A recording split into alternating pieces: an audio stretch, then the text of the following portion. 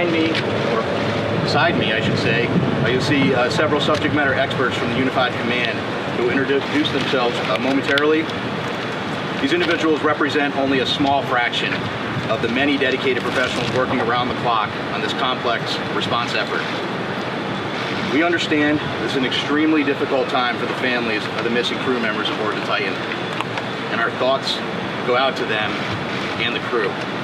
The Unified Command team is working tirelessly to bring all available assets and expertise to bear as quickly as possible in response to this complex operation. We remain in close contact with the family members and the crew to ensure they are fully aware of our current and future search efforts. Additionally, we have been in close contact with the British and French Consulates General to ensure that they are fully appraised of our efforts, and we are ensuring that their concerns are being addressed. We're incredibly grateful for the full spectrum of international assistance that has been provided, including an expert submariner from the Royal Navy, here with us serving aboard as a critical member of our team. Additionally, a team of highly trained French ROV operators departed St. John's last night are en route to aid the search. Moreover, our Canadian partners have been providing critical leadership and significant response capabilities since the beginning of our efforts. Again, this is an incredibly complex search operation requiring both surface and subsurface elements, and our unified approach is critical. The location of the search, 900 miles east of Cape Cod and 400 miles southeast of St. John's, makes it exceptionally difficult to mobilize large amounts of equipment quickly. In spite of those challenges, we've been able to provide continuous air and surface search assets, as well as additional ROV capability to search below the surface. We currently have 5 surface assets searching for the Titan. We expect 10 total surface assets to search in the next 24 to 48 hours. There are 2 ROVs actively searching, and several more are en route and will arrive by tomorrow morning.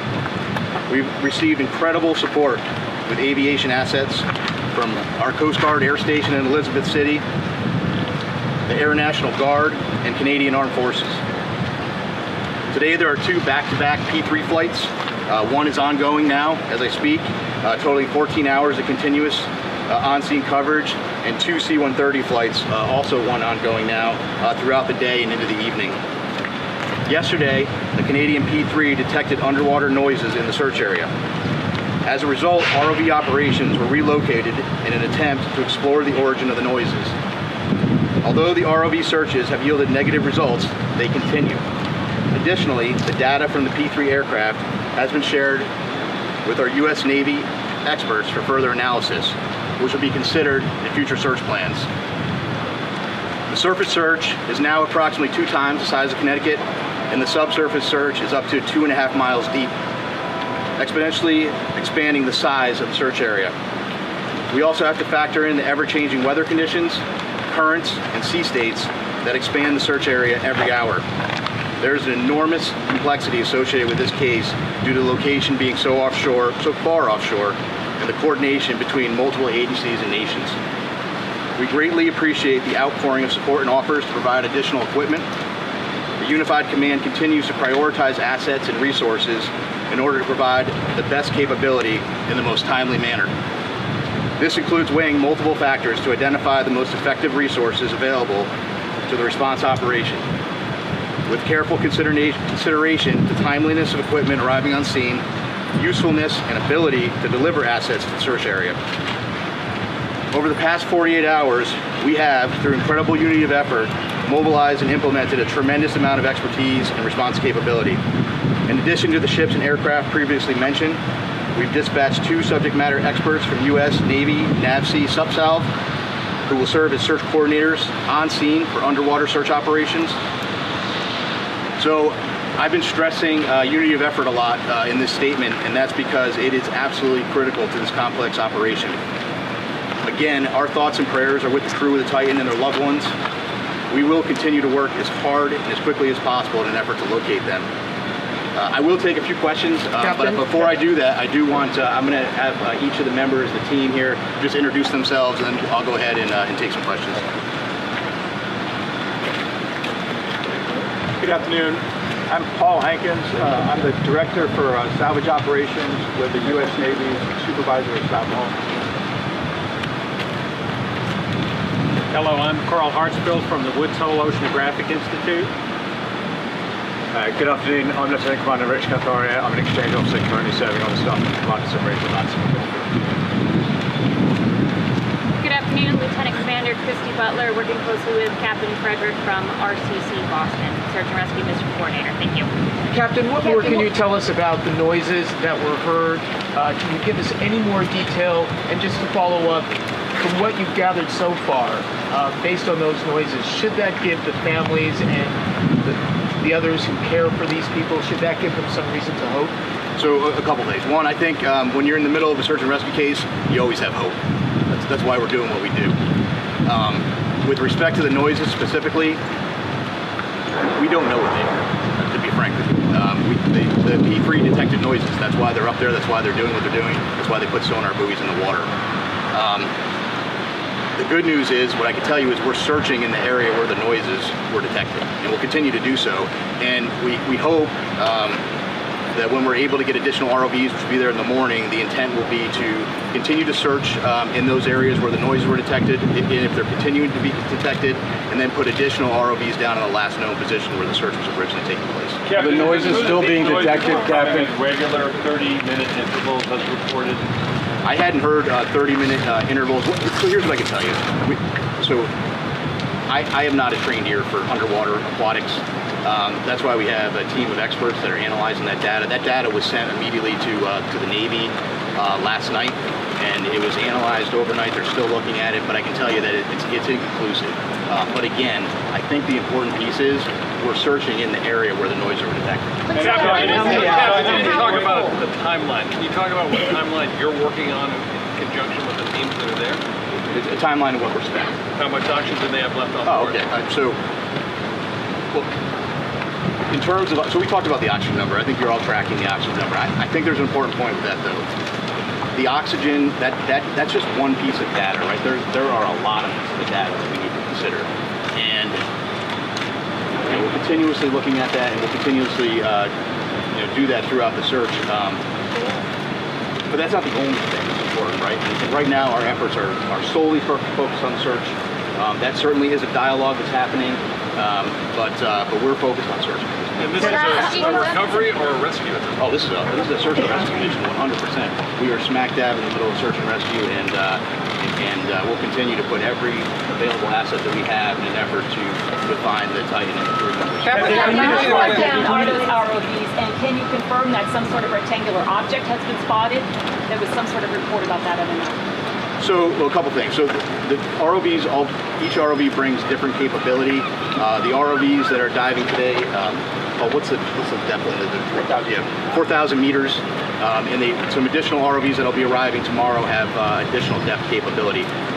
With respect to an object, so yesterday one of the aircraft did see an object. I will tell you this: in search and rescue missions, when aircraft are flying continuously, there is stuff out in the ocean that's floating.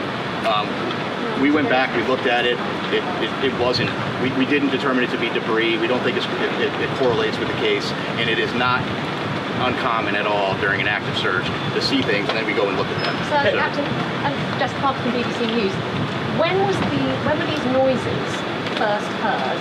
How long did they persist for? And if I could also ask, do you have any information in terms of food and water that the men might have on board the Sun? Yeah, so several P3 flights have heard the noises as yesterday, and we put assets there. We relocated assets immediately. With respect to food and water, it's my understanding there are some limited rations. I can't tell you exactly how much they have aboard, but they do have some limited rations aboard. Captain, speaking to the families, how much hope can you give them after hearing those noises? Listen, I think you need to be careful. We need to have hope, right? But I can't tell you what the noises are. But what I can tell you is, and I think this is the most important point, we're searching where the noises are, and that's all we can do at this point. So is that your best clue right now about the status of the submersible, of those noises? And are the noises continuing now? Have they stopped or are they continuing? So I just wanted to, so it was my understanding that the P3 had heard some noises today as well, but But so I do want to take just an opportunity to invite Carl to the podium just to talk a little bit about. He has a little bit more expertise in underwater acoustics. Maybe just to speak to that in general, because again, there are noises below the surface of the ocean, and so I'll just turn it to Carl, spell your name.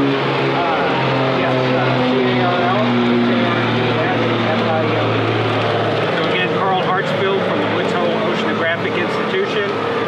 So the ocean is a very complex place. Obviously, human sounds, nature sounds, and it's very difficult to discern what the source of those noises are at times, but I can tell you that this team has multiple sensors. They're in the area. They're sending data back expeditiously to the best in the world people to analyze that data, and then they're feeding the results of that analysis back to the unified team, and they're making decisions. So Woods Hole is here in an advisory role, but by our expertise, what I see is a very tight operational loop that's making decisions based on data, and nothing is ruled out. Are the noises continuing? He said he heard the noises this morning. Are they still continuing on a regular basis now? There have been multiple reports of noises, and every one of those noises is being analyzed, tracked, looked for patterns, and reported. Can you describe what the noise sounds like that they're hearing? Well, the noises, again, very complex in the ocean. You have to be an acoustic analysis, and you have to have context. They're trying to put all the pieces together. The noises have been described as banging noises. But again, they have to put the whole picture together in context, and they have to eliminate potential man-made sources other than the Titan. Is it possible that a ship in the ocean, is it possible a ship in the ocean, or even some mammals out there, could mimic that kind of sound? So I can tell you from my experience with acoustics that there are sounds by biologics that sound man-made to the untrained ear, but I can assure you that the people listening to these tapes are trained. There are a lot of vessels in the area, and they each make noise, right? So all of that has to be eliminated, and it's analysis over time. Plus, as the captain said, the team is searching in the right area. So if you continue to do the analysis, look for different patterns, and search in the right area, you're doing the best you possibly can do with the best people on the case. Describe them as banging noises. Apparently, there was a deep ocean salvage system, that flyway that was sent there to the location. Can you tell if it's on site yet, and how it operates, and how long it would take to rescue at depth? Would that take? Which system? This flyaway? The system. What's the system that you're talking about? It's called the Flyway Deep Ocean Salvage System. That's just the hydraulic. Yeah, so that's right. So that's a piece of equipment. It's a crane piece of equipment. There are a lot of pieces of equipment flowing in through St. John's right now. One thing I did want to mention, I think it's important. Some of the ROV capability that's arriving soon is really great, incredible capability. One thing I want to point out is that French team that's coming in to serve aboard with their equipment aboard a French ship.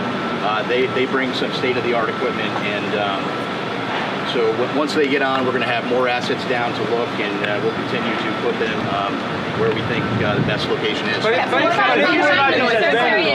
how many days passed, are you still optimistic that you're gonna find them? So, how many days? You just how many days, or considering how many days? Well, so we have to remain optimistic and hopeful when you're in a search and rescue case. So we're right in the middle of the search and rescue case. So I don't want to get into a discussion about when that would end with respect to this case. What I will tell you, though, I'm happy to explain to you kind of how that process would work.